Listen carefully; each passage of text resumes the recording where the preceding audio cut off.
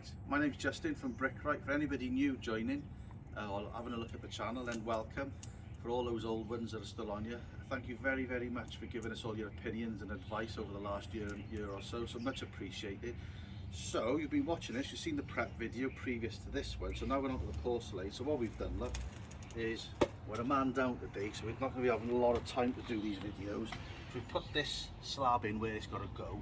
We've put a line there, we've put a line here, and we've measured from the brickwork out to there where we need it, 600mm. We've transferred that measurement up to the other one that Brad will show you up there now. So what these string lines do now is they dictate where the slabs coming off it are going to go. So what we're going to do, we're going to lay a line of these slabs up to that one, and we didn't want to take the line right the way to the end, because what you get is you get like a sagging in the line. So we're going to go halfway, and then we're going to transfer that level up to the top and lay a full line, and then we can come off it. But this client, she wants the slabs laid like brickwork. She wants them half bond, so they're all going to be laid half bond, and we're going to have the risers in porcelain as well. So should look really nice, Brad, shouldn't it? It will, it'll look mint. Did you have a nice weekend? I did. Yeah, we went to Rossilly. I'm going to put a video up on Rossilly. It's been voted consistently one of the top 10 beaches in the world, let alone the UK. So the video will be coming up soon, so have a little look at that. So there we are, we'll show you a little bit more in a minute. So we're just setting this line up now, and this is what we've got. So that's a knot. So when the line is snapped, we've tightened that up and put a knot in it, and there's a knot there, right? But if you guys are doing this, any DIYers are doing this, and we all do it, right? The line snapped, you think, oh, I can't be arsed going to get another one for the builders merchants, whack a knot in it and we can carry on. What happens is if you put that knot on top of the paving there now like that, what it does is it actually alters the line, right? So if you're laying bricks or you're laying your paving or you're using the line for this purpose, then that line can't touch that paving in a perfect way. The knot is actually making the line bow and sending it out of where you want it to be. So what we've done, we've just reeled the line off down there. So we've now got the knots past this. So what we got to do on the next builders merchants run now is get some new lines. But the knots were in the middle down there, Brad, weren't they? Yeah. So now when we put the line on there now, the knot is not where we need it, impeding the line. So top tip for you, that one, when you're doing this on a professional basis, because they do send your line and send your work out. So we've got that ready there now. So we've got a line this side and a line that side. Now what we've done is to transfer the level. What we've done is this, like I've shown this here, like that. So this is the first one we've done. So this, all this from this way up is right. That's our first slab that we put in to run the line to. So that's right. So to get that slab down that end now, what we need to do is transfer the level. So we've put a dead man in there. That's just a slab, that's a temporary slab bedded on sand. So we've levelled the top, and we've also levelled the bottom of the slab, that's level. And then we've done the same on this one. So we've levelled that slab there to that one there. That's absolutely spot on. And then you lay it down there, that's absolutely spot on. Now what you don't want to do when you do this, you know, you really want to, I tend to do it so it's in the both ends of the slab like that. So you've got your both measurements in terms of level off the side of the slab you want. And then the same up here. You don't really just want to be measuring in the middle, because we're measuring the fall on this now. So if you put the line, the 2 foot level on the slab going this way, you'll have the same fall as up that way because they're level. Hopefully that makes sense to you. So we'll put the line on now, put the both lines on, one at the top, one at the back, and we can carry on our patio running through right the way for the end. And we got our first row in, and then what that means then is everything is lineable, everything's level, everything's got the same fall. And what we've also done, just to check, is we've measured from here to there and there to there. These slabs are 595, so we're working on a 5mm spacers. So we've measured 600 from there to there on that one, and the same on that one. And then when we put our lines on, everything's coming parallel off the house. So your belts and braces ticking all the boxes. So I just thought I'd show you that. So yeah, see you soon. Right, so where we are with this now then, I've just showed you how to set up all your transfers and levels. So we're pulling the line now from right up over there, And I think we got like, I'm not sure what it is, like 15, 16 slabs long to pull the line through. So we've pulled the tension on the line to its max. If you do it anymore, it's going to snap, right? So what you tend to find, and this is basically from my training in college with bricklaying and experience over the years, right? When you pull lines tight, it doesn't matter how much you pull that line, you're always going to get like that in the middle. You showing that there, Brad? Mm-hmm. I know I'm exaggerating it, but what I'm trying to show you is like a dip, a sag in the line. So again, from the bricklaying side of stuff, what we're going to do, and we don't want to put the line and pins in there or the next one because it'll just pull the slabs out from where we've set them. So quite simple, we're going to set this. This is called a tingle. So we put that on there now, and basically that wraps around the line, pinches the line, you weigh that down, and then you hold in that line up. So you've still got it going parallel off the house, it's still coming square off that slab, but you know that the height of the slab and the level of that slab and the line is going to suit you well to go the rest of the distance. So I'm teaching you too much here, you won't need me for patio soon, will you? So you'll show you a bit more soon. Here we are, sat in Selwyn now, he's in there. What's he doing? Oh, he's buying McDonald's out of my money. He's going to be well happy now because he's going to be sat there eating the McDonald's out of my money. So oh, let's have a look, see what he's going to be like now when he gets back. A quick one, we'll leave him alone today. There he is. You're getting used to this now. This is supposed to be like a bricklaying and landscape and building channel, but the channel's fastly becoming a channel of Brad eating his food every day. You happy with that, Brad? Lovely. There we are. He's happy. Let's leave him alone today to enjoy it. How many bites do you reckon that'll take before he's gone? How many have you done so far? He's done 2 bites so far. There we are. He's there. He's happy. Refueled, ready to go after break, Brad, is it?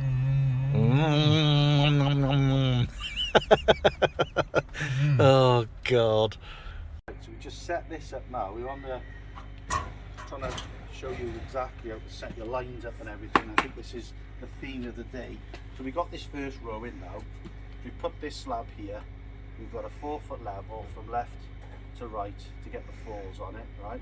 And we've done exactly the same on the top slab up there. And then we've put it in the middle just because, like I said, that line sags, and we put a tingle on it, right? But top tip for you, there's a safety buffer, so something that you're going to be able to do to make sure that these are absolutely bang on the money, right? So what I always do is I get my big long level. You get these off Amazon, Faithful level I think they're called, and they're only like about 25 quid. I think that's 8 meters, Brad, isn't it? Yeah, like no, 8 feet. 8 feet, not 8 meters, 8 meters we already got that. So 8 feet, I think I paid 25, 35, 45, I don't know. Before my time, that is. 50 quid.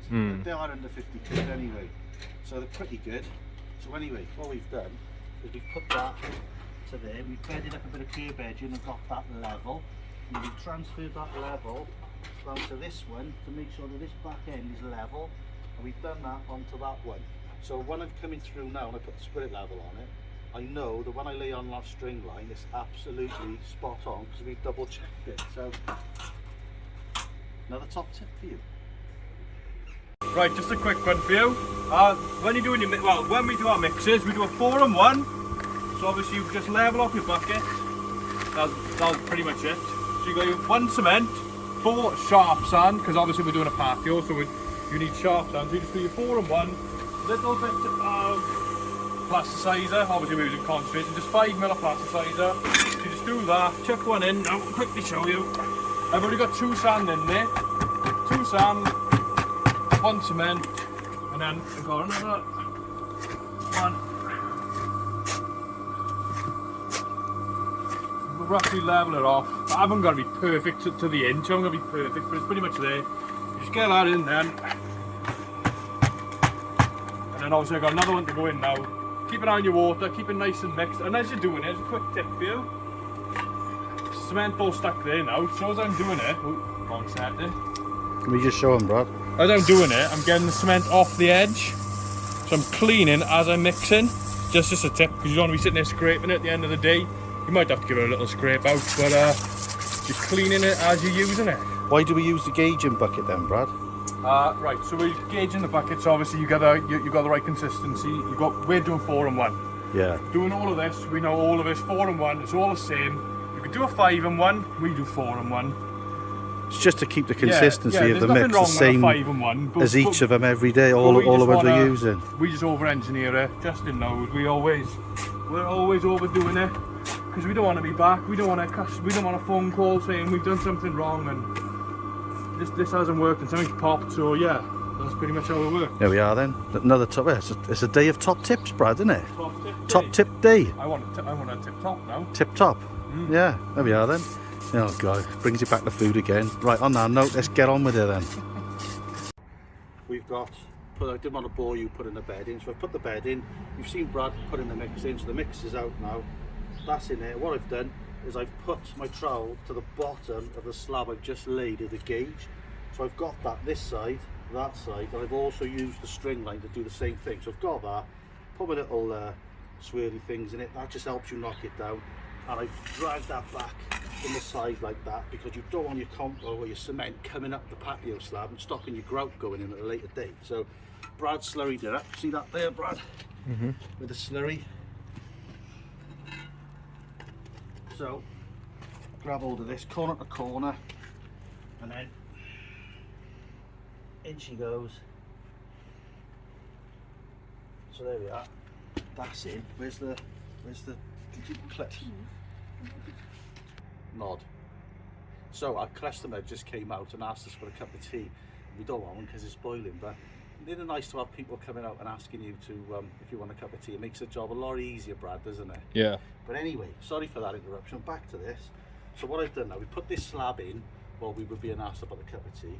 So that's in. We put the spacers in, 2 in that corner, 1 there and 1 there. And what we got to do now is just hit this down to get it into place. So what I'm using is I'm using this line up against this slab. So if you can feel like a lip there and here, you know that needs to be hit down. And then the string line dictates that arris of that slab gets laid level to the line. So hit it down. Spaces come out. So keep feeling it on each corner. You can feel any lipping on the slab. So we're getting there with it. So there we are, and then hit your slab into that corner, and that'll make sure that the spacers are actually at the correct space. Because what you don't want to do, you don't want to put your spacer in like a 5mm or a 4mm spacer, knot it into the corner, and then what you get then is you get an 8mm or a 7mm space because you haven't done that. So you want to hit that corner and just hit it into there, and then get that exactly where you want it to be.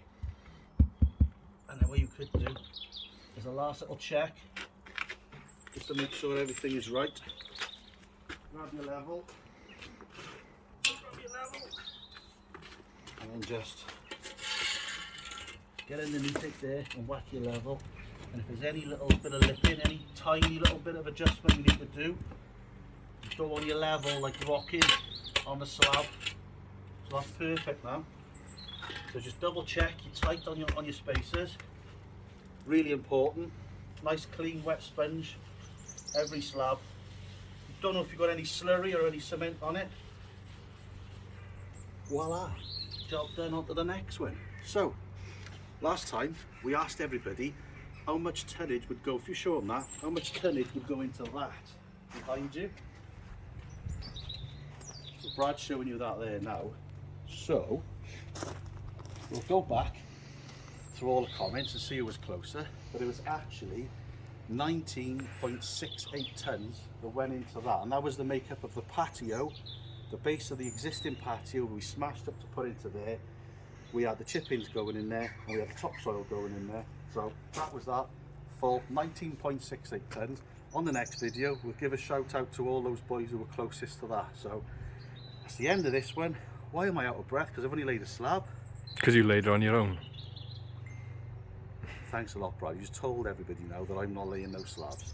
Next time I go to McDonald's, you're having a happy meal. It's alright, don't pay it next time probably. I think it's my round next time. Right, that's the end of this video then. So if you could give us a like and maybe a comment. Leave them in the comments below as usual.